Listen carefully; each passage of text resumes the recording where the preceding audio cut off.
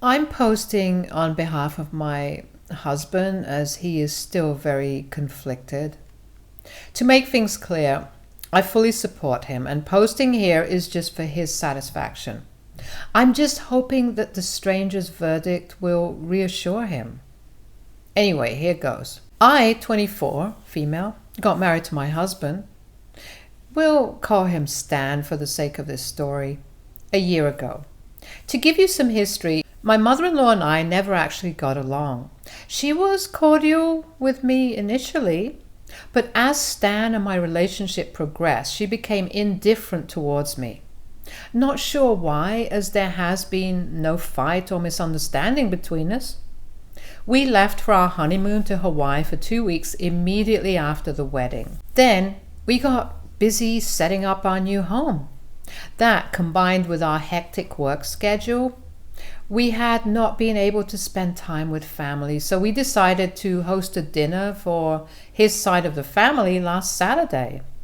My parents live in a different state, and we meet a few times a year. I called to invite his parents, his sister, his husband, and their 2 kids, 5 male, 2 female. And I even inquired about their dietary preferences. My mother-in-law said she recently turned vegetarian. My husband had no idea about this. Anyway, I was happy to accommodate her. I asked my sister-in-law about what her kids would prefer to eat and promised to include some kid-friendly food as well. She insisted that it was not necessary and she would bring along some food for the younger one as she was a fussy eater. I assured her that it was no trouble. A few days before the dinner, my mother-in-law called to confirm whether there would be enough options for her or if she had to bring food for themselves. I reassured her that there would be plenty of vegetarian food. I was just making chicken nuggets for the kids and a beef casserole for the rest. She was not convinced and kept insisting that she would prefer to get food for herself and her husband. I handed the phone to my husband and let him handle it. My husband assured her that he would personally ensure that there would be enough vegetarian options for them. He asked her not to go into the trouble of cooking as I was putting a lot of time and effort into planning the dinner. Her bringing food for herself would make me feel bad and inadequate. I assumed things were sorted. However, a slight panic set in when I got a message from his sister late Friday night. I don't want to put the message as she sent it for privacy. To sum up, she urged me not to feel bad or take it personally. If mother-in-law does something I didn't approve of. She was just being cautious. I could understand what she was trying to say, so showed it to my husband. It did not make sense to him either. Anyway, it was quite late and it had been a long day, so we just went to sleep. The next morning, we had forgotten all about it and were busy cleaning the house and cooking. We also had some last-minute grocery shopping to do. So evening rolled around and the first to arrive was his sister's family. Everything was normal and we were catching up on each other's lives and generally having a good time with the kids. It was getting late and my in-laws had still not turned up. My husband called them and his dad said that his mom was a bit occupied with something and would be ready to leave in a while. So my sister-in-law decided to feed the kids first as it was nearly their bedtime. We all decided to wait for them. The children were fed and my sister-in-law was inside putting them to bed when his parents arrived. My mother-in-law was carrying a big bag which seemed quite heavy. We asked her about it. She dismissed it, saying it does not concern us.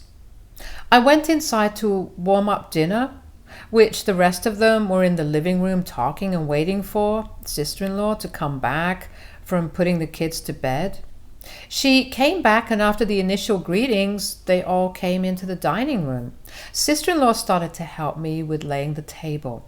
At the same time, mother-in-law started taking out various boxes and containers from the bag. She opened them, and we saw they were filled with food. We all were shocked, and we were standing there just speechless. Husband and I exchanged looks, wondering what was going on. Mother-in-law was acting normal and even started serving everyone some of the food she had brought. My husband asked her what was going on. She replied that she had got some vegetarian food for herself, as she was not sure if there would be enough options for her. He reminded her that we knew about her preference and had assured her that she would not go home hungry. I had spent more time making dishes for her than cooking for others. Mother-in-law got defensive and said she just wanted to be safe and did not want me to feel bad in case I had forgotten. I was furious.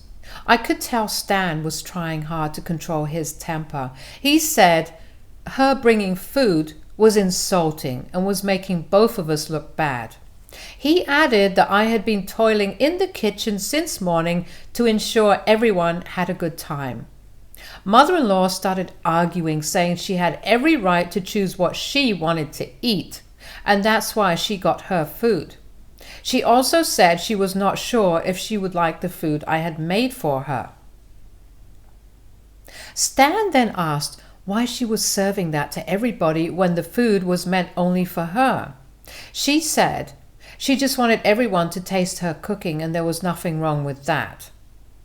My husband went quiet for a minute. I could sense that he was trying to control his emotions. He then told her to get out of the house and to take her food with her. Mother-in-law was just staring at him, pretending not to understand what was going on. Stan was having none of it.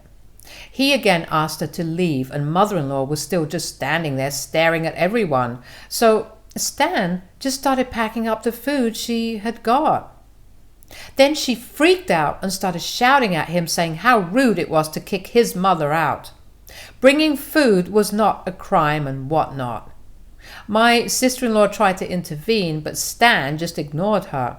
He packed up her bags and carried it outside.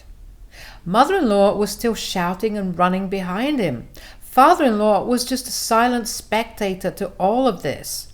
Stan left them outside, came in and shut the door on their face. We could hear her shouting from outside. Tears were streaming down my face, and I was just standing still, not knowing what to do. The rest of the dinner was very awkward. Nobody was in the mood to enjoy the dinner. Somehow we ate a little and my sister-in-law's family left. My husband apologized on his mother's behalf. I hugged him and assured him that he had nothing to apologize for and thanked him for defending me and standing up for me. The next morning, Stan's phone blew up with messages and calls from various family members about how hurt his mother was and how insensitive he was to kick his mother out of the house for no fault of hers. They even called him henpecked husband. He was not in a state to clarify things to anyone and just switched off his phone. All those messages had us wondering if he overreacted and was wrong to tell his mom to leave. So we are now turning to strangers for some outside perspective. Are we the a-holes here? Update 1. It has been a while since my first post and a lot of things have happened since then. First of all, I would like to thank all of you who have assured us that we were not in the wrong. It has been so comforting to my husband and I. As it turns out, my mother-in-law had told a different version of the events to the family. I came across her post on Facebook, due to which people were calling and berating us, so I made another post tagging her and my husband explaining what had happened. People saw my post and started berating her for her actions. Everyone who was advocating for her turned against her in a jiffy. This led to her bombarding us with calls and messages and screaming at us for turning her whole family against her. We were left with no option other than to block her number. We also blocked her on all social media. Later on, father-in-law called Stan and said mother-in-law was a crying mess and was refusing to leave home after all of this. Stan said it was not our problem and just hung up. We have gone no contact with my in-laws as of now. We'll update you all if things progress further. Update 2. The past month has been unbelievable. Sister-in-law has been trying to mediate between us and trying to get us to apologize to our in-laws. She refused to see us again until we apologized and made another post on Facebook saying it was our fault. My husband has refused to have anything to do with his parents. It was then that I remembered the message that sister-in-law had sent just before our dinner. I thought of talking to her about it. Luckily, Stan had a work trip and was away for a week, so I invited her home to talk. Once she came, I directly asked her if she knew that her mother was pulling this stunt. She confessed that her mother had called her to inform her that she was cooking food to bring to our house and had asked sister-in-law if she would like anything as well. I was shocked. I also asked why mother-in-law hated me so much. As far as I know, I have never done anything to offend her. She became silent. I immediately understood something was going on. Upon probing further, she said her mother had never really liked her. She wanted Stan to marry his ex, who happened to be from a rich family. Stan had told me about her. According to him, she was rich and spoiled. She had expensive tastes and expected him to fulfill all her needs.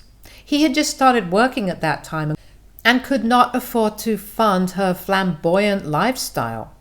She constantly snubbed and humiliated him for being unable to meet her needs. The relationship was suffocating for him while it lasted, but mother-in-law wanted him to be with her just because she was rich. She was an only daughter to her parents and was to inherit all of her parents' wealth and property. She was very disappointed when they broke up and had made up her mind to mess up any further relationships he got into and would force him to get back with her. That is the reason she was unhappy when we both got serious and ended up getting married.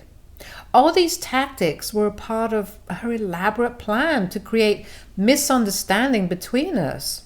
However, it backfired, as she did not expect her son would go against her and stand up for me. Sister-in-law was initially with her mother on this, but changed her mind once she got to know me better. She now likes me and thinks I am perfect for her brother, but mother-in-law did not even make an effort to get to know me better.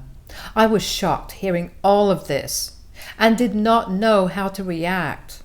Sister-in-law left and I'm still unable to process what just happened. Now I'm in a big dilemma as to whether I should tell Stan about all of this or not. I know knowing all this would break his heart. At the same time, I feel he has the right to know why his mother is acting like this. I am conflicted now. Should I break this news to him or not? How should I handle the situation? I would appreciate some pointers on this from all of you. Update 3. Thanks for all your input, people. I took all your advice and told Stan about my conversation with sister-in-law. The weekend after he came back, I sat him down and explained everything in detail. He even called his sister to confirm. As expected, he was shattered. He broke down and cried a lot. He could not imagine that his mom valued money more than her son's happiness. A few days later, he went to his parents' place to confront his mother directly. He asked me to come along as well. Mother-in-law did not attempt to deny the fact at all. She argued that if he had married that girl, everyone could have lived comfortably. They did not need to think twice before spending money. Stan asked her directly whether money was more important to her than her son's happiness. She said breaking up with her was a very impulsive decision on his part, and he should have just given the relationship some time. Everyone would have been happy. She even had the guts to accuse him of being selfish and thinking only about his happiness. She said he should have thought about his family as well and should have stayed with his ex for the sake of his parents. We did not expect such a reaction and were speechless. Stan just told her not to contact him again and stormed out of the house. She began shouting at him, saying he was making a big mistake choosing his wife over his family, and he was surely going to regret it. We ignored her. and drove away.